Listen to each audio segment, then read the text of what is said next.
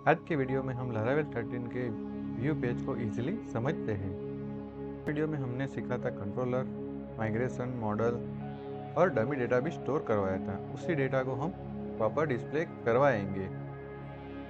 जो हमने dummy data store किया है, अब हम उसे फ्रंट एंड में कैसे डिस्प्ले करवाते हैं वो सीखेंगे, और व्यू कैसे बनाते हैं, उसे कैसे कनेक्ट करते हैं वो भी सीखेंगे। चलिए तो दोस्तों, बिना टाइम गवाए शुरू करते हैं। दोस्तों, लारावेल में MVC का यूज़ होता है। जो वी होता है मीन्स व्यू। तो व्यू क्या होता है? लारावेल में व्यू का यूज़ फ्रंट एंड के UI डिस्प्ले करवाने के लिए होता है। सिंपल वर्ड्स में, जो ब्राउज़र में हमें दिखता है वो व्यू होता है। जैसे होम पेज हो गया हमारा, about page, contact page, gallery page, product page, ये सब व्यू होते हैं। चलिए तो दोस्तों, समझते हैं व्यू हम कहाँ बनाते हैं और कहाँ लिखते हैं। तो मैंने जो पहले पेजेस सारे बनाए थे वो निकाल देता हूँ ताकि आपको क्लियर दिखे, और इसे जो हमारी फाइल्स ओपन थी उसे भी मैं बंद कर लेता हूँ। हम देखेंगे हमारे व्यू कहाँ बनेंगे। तो हमारे पास जो प्रोजेक्ट का रूट फोल्डर है, उसके अंदर एक रिसोर्स नाम का फोल्डर होता है। उसके अंदर व्यूज नाम का एक फोल्डर होता है। हमारे जितने भी व्यू है वो सारे इसी फोल्डर के अंदर बनेंगे। जैसे कि हम जब लारावेल इंस्टॉल करते हो तो आपने जैसे हम प्रोजेक्ट को रन करते हैं तो हमारा एक वेलकम पेज ओपन होता है। तो ये पेज है जो लारावेल हमें डिफ़ॉल्ट बना के देता है। चलिए इसे भी हम डिलीट कर देते हैं और हम सब नया बनाएंगे ताकि आपको ज़्यादा पता चले। अब दोस्तों, हम हमारा एक नया व्यू क्रिएट करते हैं। तो हम व्यूज़ फोल्डर पे जाएंगे और यहाँ पे राइट क्लिक करके भी हम न्यू फाइल बना सकते हैं, या फिर फोल्डर स्ट्रक्चर में भी हम उसे सेट कर सकते हैं। जैसे कि हमारा होम फोल्डर हो गया, अबाउट फोल्डर हो गया, उस तरह से। या फिर हमें अबाउट सेपरेट करना, वो सब हम आगे सीखेंगे कैसे कैसे उसे हम डिफ्रेंशिएट करते हैं। और अब हम यहाँ से भी उसे डायरेक्ट क्रिएट कर सकते हैं। तो यहाँ से मैं जैसे ही क्लिक करूँगा के ऊपर सिलेक्ट करके, तो यहाँ पे हम लिखेंगे होम, पेज का नेम होगा। उसके बाद यहाँ पे हमें लिखना है ब्लेड। लारावेल के अंदर व्यू डिस्प्ले करवाने के लिए ब्लेड इंजन यूज होता है, इसलिए इसके अंदर हमें ब्लेड को कंपलसरी लिखना पड़ेगा ताकि वो इजीली समझ सके। उसके बाद हम लिखेंगे PHP। तो जैसे हम एंटर हिट करेंगे तो हमारा एक नया पेज क्रिएट हो जाएगा। इसके अंदर हम UI लिखेंगे, मीन्स कि जो भी हम UI का जो भी हमें ब्राउजर में दिखता है वो वो सारी UI हम यहाँ पे लिखेंगे। तो यहाँ पे हम लिखेंगे, पहले हम हमारा स्टार्ट करेंगे HTML। तो उसे मैं फटाफट लिख देता हूँ ताकि हमारा टाइम वेस्ट ना हो।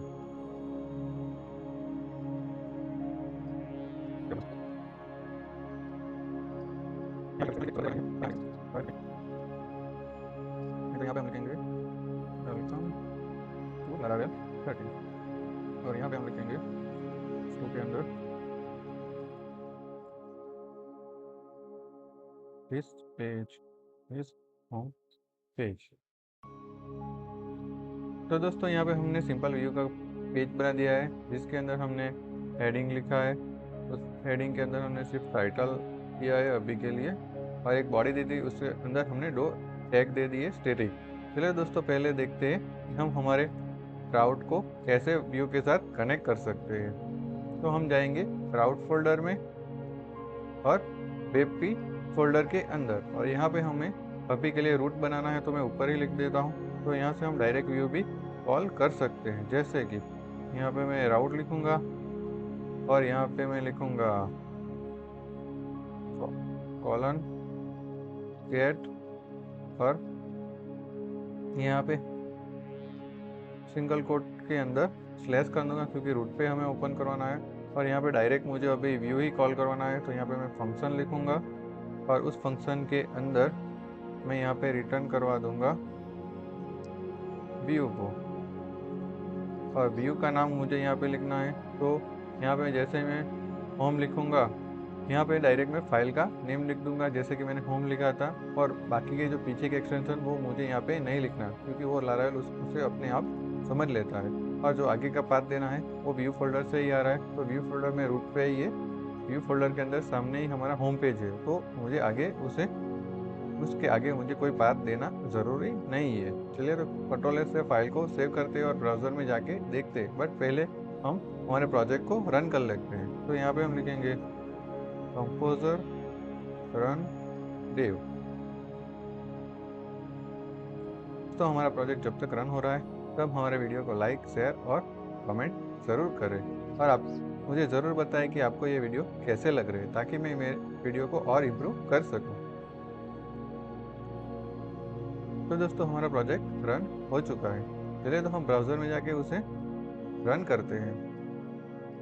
तो आप देख सकते हो हमारा प्रोजेक्ट रन हो चुका है सक्सेसफुली। हमने जो टाइटल दिया था वो भी शो हो रहा है, हमने जो टैग दिए थे इसके हमने H1 टैग में लिखा था वो भी हमें शो हो रहा है और हमने जो H2 टैग में लिखा था वो भी शो हो रहा है। दोस्तों मैंने आपको बताया था कंपोज और रन डे से हम जब भी कुछ भी चेंज करेंगे तो वो ऑटोमेटिकली हमारे ब्राउज़र में रिफ्रेश कर देता है विदाउट हमें ब्राउज़र रिफ्रेश करे बिना।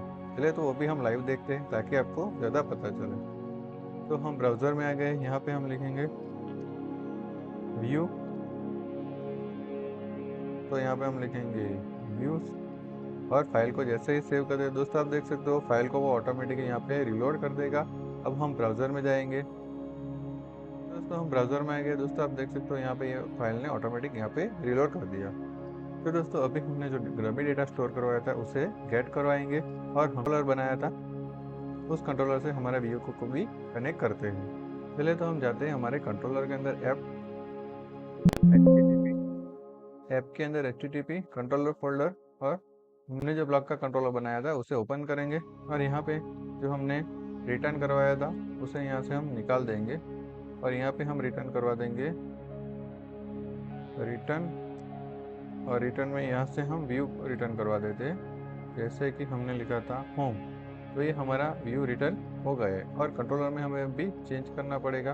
तो जो हमने कंट्रोलर बनाया था होम का जहाँ से हमने डायरेक्ट व्यू रिटर्न करवाया था उसे हम निकाल देते हैं और यहाँ पे हम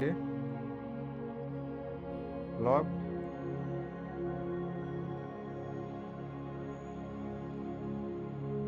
controller colon class comma index,